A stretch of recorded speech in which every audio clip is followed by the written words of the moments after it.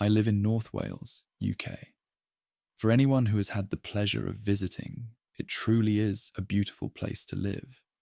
Though, for an adolescent boy, it is certainly lacking in things to do.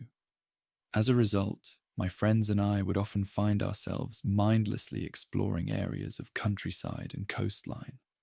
Despite it being quite sparsely populated in comparison to the closest cities, there is a dual carriageway running right along the coast from Wales into England.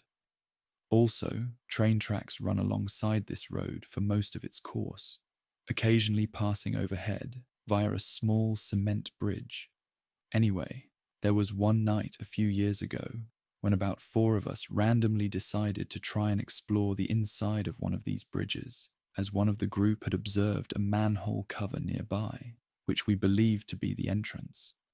On closer inspection, we discovered that several tools would be required in order to gain entry. We returned with the necessary equipment and proceeded to unbolt the cover. This had to be done stealthily, as the train track was right beside us. Not close enough to be of any danger, but definitely a sufficiently small distance to cause panic for any train driver. And panic usually means police. It wasn't long before we had removed the heavy steel disc and had started descending the ladder down into the structure. Once we had all safely reached the bottom, we decided to progress to the other side. At this point, we are totally confined into the narrow space that leads into the main area. If you are confused as to what the hell this bridge is supposed to be, you probably should be, because it was rather peculiar. I mean, I would have never known there was even an inside had we not found the manhole. So as we squeeze and crouch and at one point scrape along our bellies, to the other side of the structure, there is a growing sense of claustrophobia between us. The distance from end to the other is surprisingly long, but by the halfway point, you can look down through narrow gaps onto the motorway below. This was actually pretty cool, which helped keep us calm in a strange way. At this point, apart from the mild discomfort and confinement, we were still just a group of guys on an adventure. This was about to change dramatically. No more than a few meters beyond halfway, one of us claimed they could see some object in the distance at the far end. Slightly hesitantly, we agreed to investigate. Bad move. I reached the end first, and let me tell you, I have never felt the same sense of dread before or since. In front of me was a single fold-away chair positioned facing a wall. On the wall was a partially torn page from a newspaper or a magazine, showing a fully naked lady in an erotic position. The reason I don't just refer to it as porn is because something was different about it. I can't put my finger on it, but it seemed more sinister than sexy, if that makes any sense. More disturbingly, the eyes of the woman on display had been cut from the page, removed with precision, not just hastily ripped off. The scene that lay before us had rendered us completely speechless, and an overpowering sense of panic could be felt collectively. That was when we found the condom, the horrendous, gut-wrenching, blood-drenched condom. Needless to say, we got the hell out of there as fast as humanly possible, smashing our knees and shins against the sharp cement edges that lined the path to the ladder by which we had entered. Of course, we were all praying to God that the manhole hadn't been resealed, as it was impossible to tell until you reached the ladder itself. Thankfully, the exit route was clear, and we promptly dashed as far away as our legs could carry us. I sometimes think, though not recently, as I had more or less forgotten about that night entirely, about the person who climbs down into that bridge and navigates through the darkness to sit facing a wall and do God knows what, that ends up with a condom full of blood. You honestly couldn't envision a more surreal situation. I would consider camping my passion. It's the only hobby I have that I take so much interest in and get really excited to do. More specifically, camping alone. Of course, I camp with friends every once in a while, but nothing really matches the experience of camping in the wild alone. Something about sitting by a fire you made yourself until late and going to bed with nothing but the sounds of the wild to accompany you. Of course, camping alone also means I experience some pretty scary shit. Usually it's animals, howls and cries from the woods that send chills down your spine, or animals that take an interest in your tent. I've had bears sniff and bat at my tent, which is absolutely terrifying and usually keeps me up the rest of the night. I make sure I don't keep any food in my tent though, so no animals should ever really want to get into my tent. The scariest thing to encounter out in the wild, however, is another person. You would think that animal and human footsteps sound relatively similar, but they don't. I've only had it happen twice until now. The first time it was just passing footsteps in the grass. They didn't do anything, but it still scared me shitless. The second time, someone stopped and waited for a while. They sounded about 20 feet from my tent.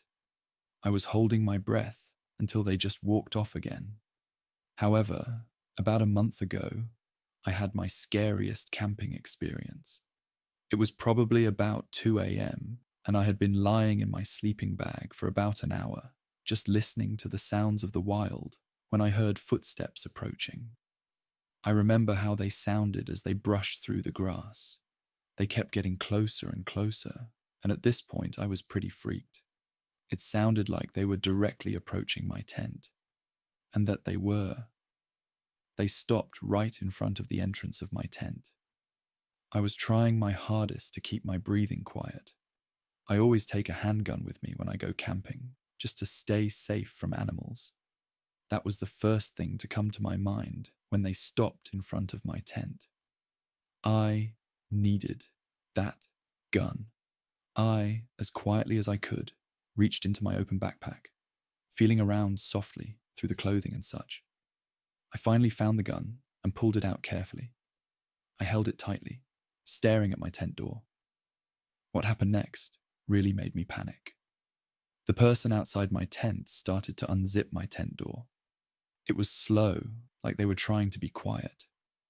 At this point, I was thinking, no more playing assumptions. You need to make sure you don't get murdered. So I flipped the safety off my gun. The person stopped unzipping my tent door after that click.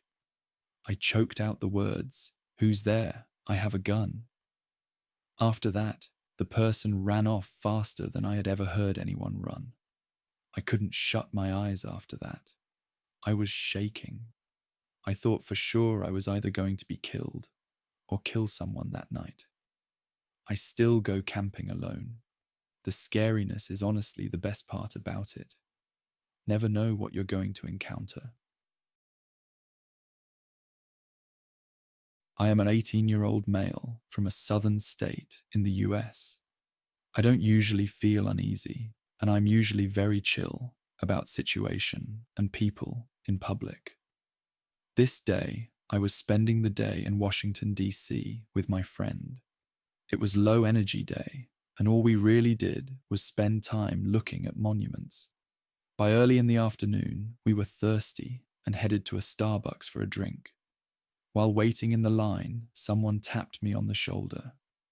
I thought it might be someone I know or someone I'm trying to get through, but it was actually an older 25 to 35-year-old white male with long, dirty red hair and a scraggy beard. He told me, "Jesus is king." I responded, "Yes, I know, we're Christian." My friend did the right thing and ignored him while I was stuck making uncomfortable small talk. He told me how Jesus is always with him and how God tells him stuff. I am Christian myself, but I did not believe what he was telling me. He told me, "God told me you were going to be a drummer." I responded, "I am already a drummer." I have no idea how he would know or if it was a coincidence, but it freaked me out a little. Then he said, God also told me you would be a singer. My heart dropped. I am also singer, and this was really freaking me out. Then he went on to say a bunch of things like how he knew stuff about my mum, and how he knew she prayed for me as a kid, and how I was destined to let my hair grow out. His breath smelled like weed, and it made my face scrunch every time he spoke. Eventually, he left the line to sit down. I was really uncomfortable and stayed longer than we should have. As soon as we got our drinks, I rushed my friend out as quickly as possible. I had a real uneasy feeling, and I did not feel good until a while later. When I was about 9 or 10 years old, I slept out in the living room since my family was trying to help clean it out for me to sleep better in. And each night, I saw a ghost passing by the front door of my house.